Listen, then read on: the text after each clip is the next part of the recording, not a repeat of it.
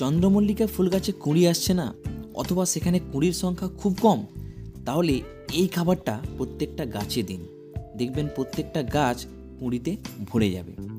নমস্কার বন্ধুরা, আমি দেবনাথ, আর দেবনাথস ইউনিক গার্ডেন চ্যানেলে আপনাদের সকলকে স্বাগতম। প্রতিদিনের ন্যায় আজকেও একটি নতুন ভিডিও নিয়ে চলে এলাম।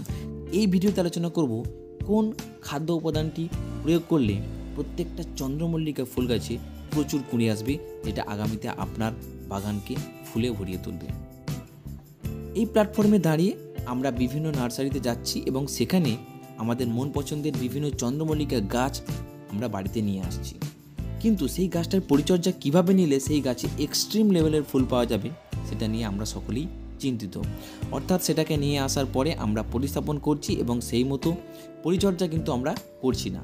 সেক্ষেত্রে আমরা দেখেছি বিগত কয়েক বছরে আমরা গাছ করেছি, সেখানে দেখেছি যে সেখানে ম্যাক্সিমাম বাগানের গাছে কিন্তু সেইভাবে ফুল আসছে না, বা ফুল এলেও সেই ফুলের সংখ্যা কম, ফুলের আকার ছোট এবং ফুলের যে কোয়ালিটি সেটা অত্যন্ত নিম্নমানের। হ্যাঁ বন্ধুরা, এটাই হবে যদি আমরা উপযুক্ত পরিমাণে খাদ্য সরবরাহ না করতে পারি।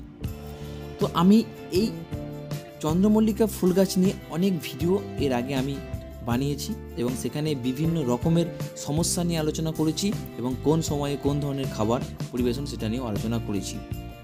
তো চলুন আমরা এবার জানবো যে প্রত্যেকটা চন্দ্রমল্লিকা ফুল গাছকে কুঁড়িতে ভরিয়ে তোলার জন্য আমাদের কোন কোন পদক্ষেপ গ্রহণ করতে হবে।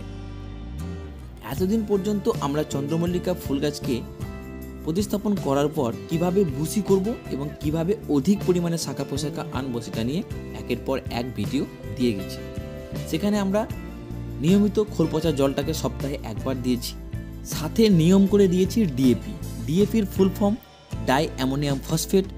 এই ডিএপির মধ্যে আছে নাইট্রোজেন এবং ফসফরাস। ফসফরাস একদিকে যেমন গাছের প্রত্যেকটা শিকড়কে সতেজ এবং প্রাণবন্ত করবে, একইভাবে এই নাইট্রোজেন গাছকে তড়িৎ গতিতে বাড়তে সহযোগিতা করবে। তো এখন এই প্ল্যাটফর্মে দাঁড়িয়ে আমরা দেখতে পাচ্ছি যে গাছে অধিক পরিমাণে শাখা পোশাকা এসেছে। এখন আমাদের কি করা উচিত? হ্যাঁ বন্ধুরা, এই সময়টা প্রত্যেকটা চন্দ্রমল্লিকা ফুল গাছের জন্য অত্যন্ত গুরুত্বপূর্ণ একটা স্টেজ, কারণ এই স্টেজে যদি আমরা সঠিক খাবার পরিবেশন করতে না পারি তাহলে গাছের সঠিক পরিমাণে ফুল আসবে না। হ্যাঁ বন্ধুরা, তো চলুন আমাদের এখানে প্রথমেই বুঝে নিতে হবে যে গাছ কিন্তু কুঁড়িতে ভরে যাচ্ছে, অর্থাৎ কুঁড়ি দেখা মিলছে। এই কুঁড়িগুলোকে সঠিকভাবে বিকশিত করার জন্য আমাদেরকে খাবার পরিবেশন করতে হবে। তো এখানে প্রথম যে বিষয়টাকে আমাদের প্রত্যেকের মাথার মধ্যে আনতে হবে যে আমরা এবার নাইট্রোজেনের পরিমাণটাকে একটু কমিয়ে দেব এবং তার পরিবর্তে পটাশ জাতীয় খাবারকে আমরা এবার চার্জ করব। ব্যাপারটা এইরকম, যদি আমরা নাইট্রোজেন জাতীয় খাবার দিয়ে থাকি তাহলে গাছের শাখা পোশাকা একইভাবে বেড়ে চলবে, কিন্তু কুঁড়ি দেখা মিলবে, কিন্তু সেই কুঁড়ি পরিণত হবে না। অর্থাৎ কুঁড়ির যে কোয়ালিটি সেটা অত্যন্ত নিম্নমানের হবে এবং কুঁড়ির সংখ্যা কমে যাবে। তো এখানে আমরা পটাশ সমৃদ্ধ খাবার স্টার্ট করব। তবে প্রথমে আমরা যেটাকে চালু করব সেটা হচ্ছে NPK 10-26-26, অর্থাৎ নাইট্রোজেন থাকছে 10%, 26% থাকছে পটাশ এবং 26% থাকছে ফসফরাস। তো এটাকে আমরা স্টার্ট করব।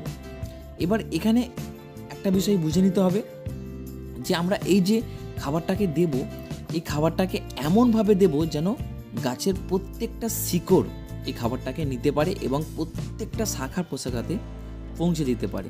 তাই আমাদের কিন্তু সেইভাবে দিতে হবে। অর্থাৎ আমরা টবের একটা ধারে আমরা খাবারটাকে দিয়ে দিলাম, সেক্ষেত্রে কিন্তু চলবে না। তাহলে সেক্ষেত্রে গাছের কুঁড়ির কিন্তু সঠিক বিকাশ হবে না। অর্থাৎ আমরা এমন একটা পদ্ধতি অবলম্বন করব যার সাহায্যে প্রত্যেকটা শিকড় দিয়ে গাছ প্রত্যেকটা শাখা পোশাকায় পৌঁছে দেবে। তো এখানে আমরা করতে পারি গাছটা যে টবে আছে, আচ্ছা আমরা ধরতে পারি যে গাছটা 10 ইঞ্চি টবে আছে। যদি আপনার গাছ 10 ইঞ্চি টবে থাকে সেক্ষেত্রে আমরা 150 থেকে 200 ml জল নেব এবং সেই জলের মধ্যে 10টা NPK 10-26-26 দানা দিয়ে দেব। ভালো করে ঘেঁটে নেব এবং সেই জলটাকে আমরা গাছের গোড়ায় দিয়ে দেবো এবং এটা 3 দিন অন্তর অন্তর দেব। ভালো করে বুঝে নিন বন্ধুরা, এইভাবে কিন্তু করতে হবে। একইভাবে যদি আপনার গাছ 8 ইঞ্চিতে থাকে তাহলে ওই 100 থেকে 150 ml জল নেব, তার মধ্যে ওই 8টা দানাকে নিয়ে ভালো করে গুলে নেব এবং সেটাকে আমরা 3 থেকে 4 দিন অন্তর পরিবেশন করব। এবং এটা কখন দেব এটাও কিন্তু বুঝে নিতে হবে। এটা আমরা ফার্স্ট সকালে দেব, কখনোই আমরা তীব্র রোদে দেব না। যখন দেখতে পাচ্ছি যে গাছের যে মাটি বা যে সয়েল মিডিয়ার উপরে আছে সেইখানে প্রখর সূর্যালোক পড়ছে বা মাটি হিট হচ্ছে, তখন কিন্তু আমরা দেব না। আমরা ফার্স্ট সকালে দিয়ে দেবো, তাহলে তার কার্যকারিতা বহুগুণ বৃদ্ধি পাবে। তো আমি এই যে খাবারটা বললাম, এখানে আরেকটা বিষয় মনে রাখতে হবে যে ডিএপিটা আমরা টোটালি বন্ধ করে দেব এবং খোল পচা জল যেমন চলছে সপ্তাহে একবার চলবে, এবং তার মাঝে মাঝে কিন্তু এই যে ফার্টিলাইজারটার কথা বললাম সেটা কিন্তু আমরা 3 থেকে 4 দিন অন্তর দিয়ে যাব।